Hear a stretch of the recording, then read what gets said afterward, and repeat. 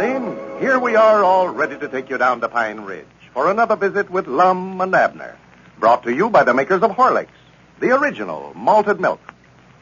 Always demand Horlicks, the original malted milk, by name. Don't accept a substitute for it. Horlicks, you know, is made from only rich, full cream milk and the best of wheat and malted barley. That's why, for flavor and richness, and for results, too, Horlicks is so superior to imitations. Mere mechanical mixtures of skim milk and inferior malt powder, uncooked cocoa, and a high percentage of ordinary sugar. You can't expect to find Horlicks' nourishing, energy-giving qualities in those mixtures. No, Horlicks malted milk stands unequaled. Rich in precious vitamins and mineral elements, Horlicks is a great food drink for growing children. It helps children to develop sound and healthy bodies, good bones and teeth. And Horlicks is so delicious, so tasty, children never have to be urged to drink it regularly. Horlicks malted milk comes in both natural and chocolate flavor. Get a package of Horlicks from your druggist tonight. And now, let's see what's happening down in Pine Ridge. Yesterday, Lum announced that he and Abner were going into a new business in order to raise some immediate cash while their matrimonial bureau is getting on a paying basis. Abner is confined to his bed as the result of the fake automobile accident that Lum devised to arouse Elizabeth's sympathy so that she would listen to Abner's explanation of their recent misunderstanding. Abner is living in mortal dread that his wife might learn that the automobile accident was a fake, and that he and Lum have allowed Squire Skimp to swindle them out of their Jot Em Down store while she was visiting in Texas. As we look in on our old friends today, we find Dick Huddleston over at Abner's house discussing the accident. Listen. No, all I know is that automobile hit me. I don't know who it was or what kind of car or nothing. Well, I told Elizabeth I'd try to help her find out who it was, Abner. She was asking me this morning if I wouldn't help her. Yeah, I know she's awful interested. She's been asking me questions about it all day. Well, she's pretty mad about it. I feel sorry for whoever done it if she finds out who it is. I reckon she told you what she done to Ezra Seastrong. Ezra? No. Well, she was out this morning trying to find out who done it, and she seen Ezra Seastrong sitting in his car, and his car had a bent fender and a broke headlight where he'd hit a cow last week, but she never asked him no questions, just reached in there and snatched him out and give him a good flogging, throwed him back in and walked off. But I know that Ezra never done it. No, I know it weren't Ezra. And I reckon the licking she'd give him would do him good anyway. Yeah. Well, I'd like to find out who it was that hit you, Abner, and see what he's dealt with for it. Well, sir, I don't believe we'll ever find out who it was. I just got a feeling that we won't. Well, now, I'll find out who it was if he's in Pine Ridge. Well, I wouldn't look too hard for him, Dick. I wouldn't want to cause nobody no trouble over it. You mean that you think it's all right for somebody to drive around town here, breakneck speed, and run over you and break both of your arms and not even stop to see how bad you were hurt? Well, I don't think he aimed to do it. Now, I don't think he aimed to break both arms anyway. I think it was just an accident.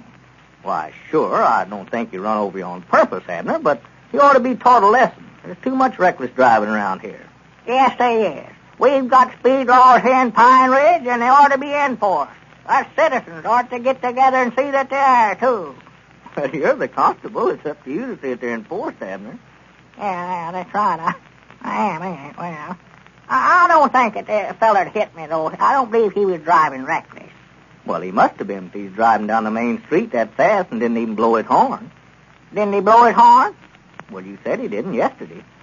I did. Well, he must not have then. I know I wouldn't tell no story about it. You don't know what color the car was, Abner, or anything about it like that, do you? No, I sure don't, Dick. I don't recollect the thing. Wait a minute. Come in. Well, howdy, Lum. Gentlemen. Well, Lum, Abner. Come right in. Draw yourself up a rocker there. Yeah. How you feeling today, Abner? Oh, all right. I'm tired of laying in bed this way. How's Elizabeth feeling? Elizabeth? I mean, is she still in a good humor with you? Oh, yeah, she's in a good humor now. Well, I think it's all right for you to get up and stir around a little, eh? Well, I don't know now, Lum. If I was him, I wouldn't get up for a few days yet. You had a terrible shock there, you know. Yeah, that's right. I forgot. You better stay in bed till you tell Elizabeth about us losing the Jot Em Down store, Abner. You'll have a shock worse than an automobile hitting you if you don't. Haven't you told her yet, Abner, that you and Lum aren't in the store business anymore? No, I just can't bring myself to do it, Dick. I know how mad she's going to be. Well, now, you better tell her. she's going to find out about it sooner or later, and the better get it off your mind right away is what you better do. That's what I've been telling him, Dick. Well, I started to this morning. I started to question her about it and asked her what she'd think if we was to sell the store. What'd she say? Oh, my goodness, she just blowed up. Said that was one thing that she wouldn't stand for at all. Just might now went into hysterics over it. But I calmed her down by telling her not to get excited about it, that we weren't going to. Well, now, you're just making bad matters worse talking that way. Yeah, you sure are, Abner. Yeah, I know it, but I couldn't help it. She made me promise that I'd never sell my interest in the store. And you promised her that knowing that you'd already sold it? Yeah, I'm just afraid I got myself out farther on a limb than I already was. Well, Abner, won't you never learn to keep that big mouth of yours closed? Every time you open your mouth, you put your foot in it. Yeah, I know. Huh? Nothing. Well, it looks like you got yourself in a jam, Abner. Oh, well, Lum was just joshing about me putting my foot in my mouth. He just saying that. He knows that I can't do it. I mean about this store business. Looks like to me you fellas are going to have to get a stock of merchandise and get that store open before Elizabeth finds out anything about it. Grannies, I believe that's a good idea, Dick. Yeah, I know it is. I wished we could. Yeah. I ain't been happy since we sold out over there. Me neither. I'd just give might nigh anything if we could start up again. Especially with Elizabeth feeling the way she does. All we got to do now is figure out a way to get the new stock of merchandise. Well, what was this new business that you was telling me we was going into yesterday, Lum? I've been waiting all morning for you to come over. Why, I'll tell you about it some other time. Well, here, now, you fellas want to talk business. I'll get on out of your way here. Oh, no, sit still, Dick. I never meant it that way at all. Sit down, Dick. Oh, I know you didn't, Lum, but I've got to go anyway. I ought to have been back long ago. Well, I hope you get along all right, Abner. Yeah, thank you, Dick, and I'm glad you come over. Well, I'll see you later, then. So long. So long, Dick. I hope Dick never taken no defense at what I said. I just might not busting to tell you about this new idea. Oh, yeah, well, he never thought nothing about it. What is it, Lum? Looky there. Huh? And there's what we're going to stock the store with. Stock the store? You mean we're going to put in a whole store full of these fountain pens? That ain't no fountain pen, Abner. That's a flashlight. Huh? Let me show you. See, just press that little button on the end there. And looky there. Yeah. Well, I do know. Well, I ain't that the beatin'est thing that you ever seen. What will they think of next? Well, I would have swore you could have read a letter with it. I did, too, when I first seen it. The feller brought it out last night to show it to me, and I tried for 5 minutes to write with it. Yeah. About the time I decided it wouldn't work, he told me it was a flashlight. I dog it well. It's pure silver, ain't it? No, it ain't silver, Abner. That's polished aluminum. I never could speak that word. Yeah. Where's the business that we're going into, Lum? That's it, right there. You mean selling these flashlights? Yes, sir. We've got exclusive rights on it for Pine Ridge. I believe we can make enough money out of these to buy a new stock of goods for our store. Well, it's about as nice a gadget as I ever seen, Lum, but I don't know where we could sell that many or not. Why, sure we can. There's something for every member of the family. Sell the whole family one of them. See there, got a clip on it there and carry it right in your pocket like you would a fountain pen. Yeah, well, I do know. It's little, but it's powerful a flashlight as you ever seen. That feller says it'll throw a beam 200 foot. Look yonder, look across there on the prairie wall. Yeah? I know that the children will sure take to that, won't they? Oh, yeah, they can find 1,000 uses for it. Yeah. Grown folks, too, far as that goes.